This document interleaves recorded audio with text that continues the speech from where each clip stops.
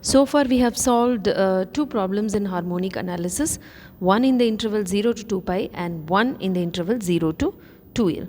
A short recap, that is, given x and y values in the tabular column.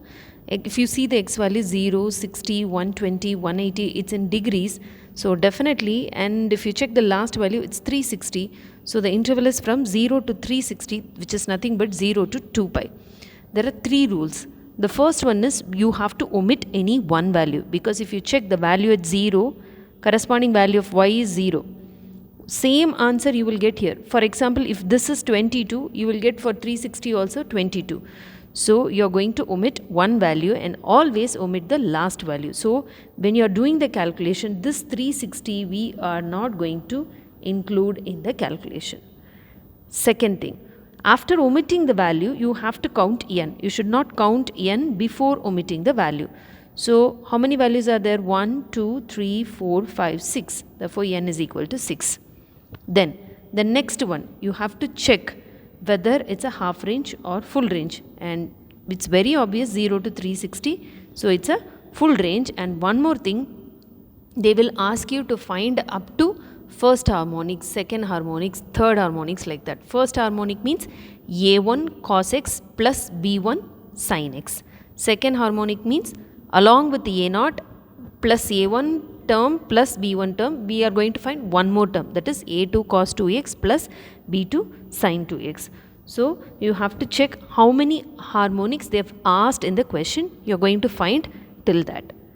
And the next one is, if it's like this in degree, 0, 60, 120, when you are calculating sine and cos values, please check whether your calculator is in degree mode and not in radian mode. And in the first video itself, I have mentioned what is the difference between degree and radian. Though it's an angle of measurement, there is a difference in these two. And now coming to arbitrary interval. And second type of problem is arbitrary interval. That is, if you see the x values, it starts from 0, 2, 4, 6, 8, 10 and then 12. It's a number. In the previous one, it was in degree, right? 0, 60, 120, 180. It means it's an arbitrary interval. Don't worry about the y values. And same as the first one, you are going to omit one value if the values are repeated.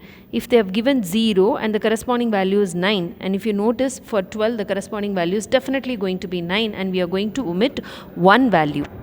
So we are going to omit this value, that is 12, and the corresponding value 9. Even if it is not given in the question also, we are going to write the interval as 0 to 12 and don't write 0 to 10, because 0 is the first value, 12 is the last value. Since the value is repeating, I am leaving 12 in the calculation, but when I am writing the interval, I have to write from 0 to 12. So we are going to compare the interval with 0 to 2l. 0 to 2l is same as 0 to 12. 2l is 12, therefore l is equal to 6. And now you have to check what is the corresponding value n. What is the value n? 1, 2, 3, 4, 5, 6. Only 6 values are there. You have to write n is equal to 6. So when it is an arbitrary interval, you are going to use the formula theta is equal to pi x by l to convert the value in terms of degree. So if I have to replace the x value over here. Here in this problem, pi x by l is 6. So if I replace x as 0, then first value I will get 0. So you will write the new x value and not the old x value in the tabular column.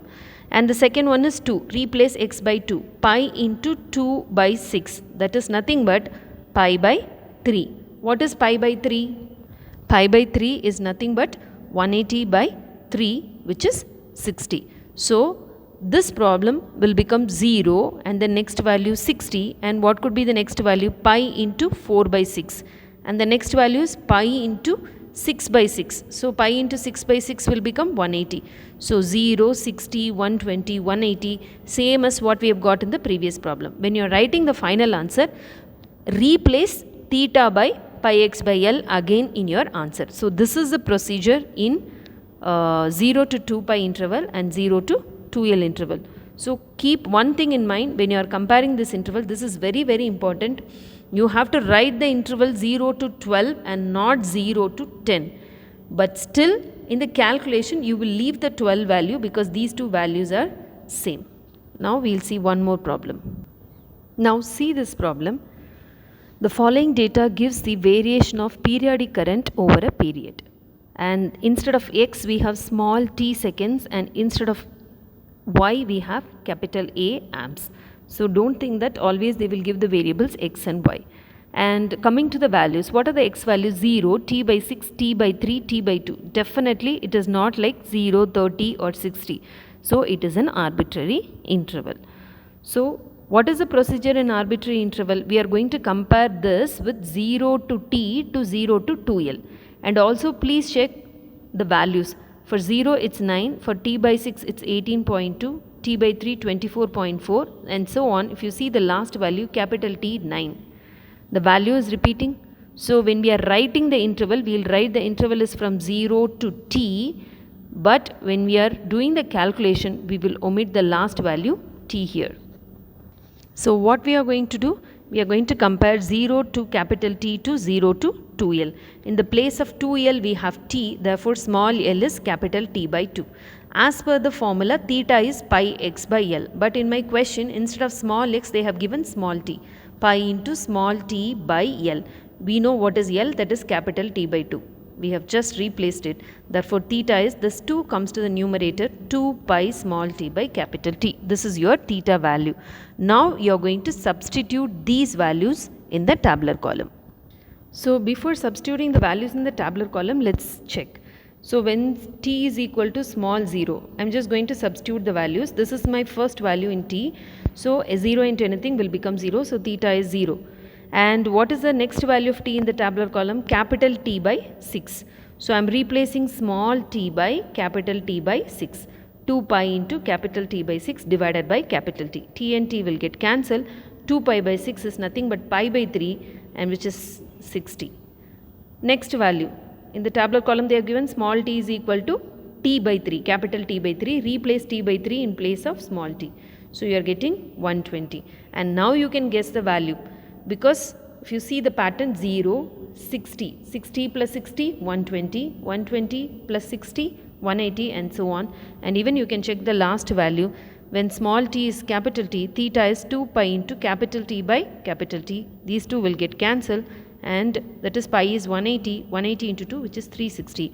So if you see this, the angle is from 0 to 360, that is 0 to 2 pi. Now you can write down the values in the tabular column.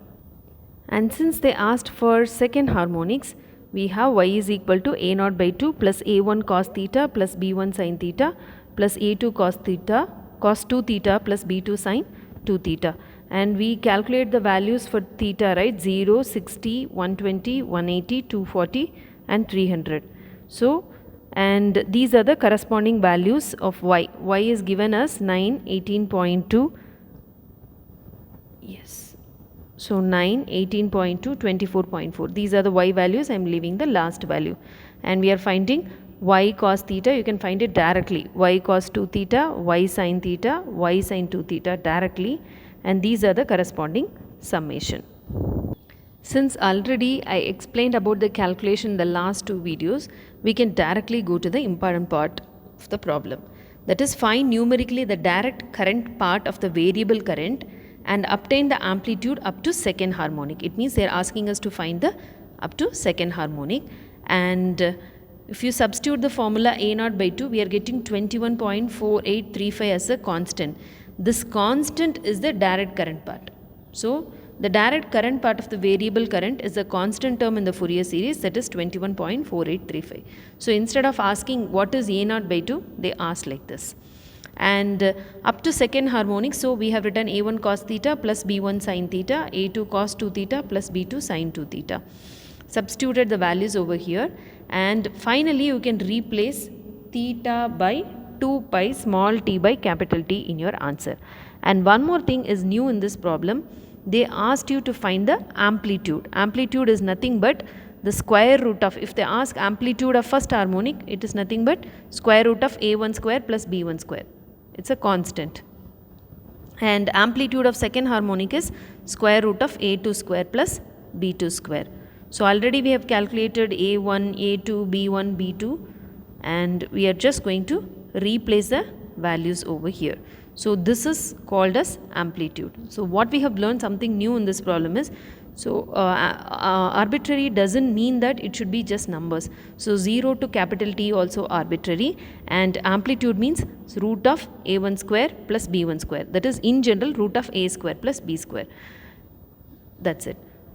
And in case of half range, we saw the values from 0 to 360, right? It will start from 0 to 180. So solving problem in practical harmonic analysis is very, very easy, but one thing you have to be very careful when you are substituting the values in the tabular column answer should be very much proper, and even the summation. If there is a small mistake in one summation, it will lead to the mistake in these constant terms. Thank you.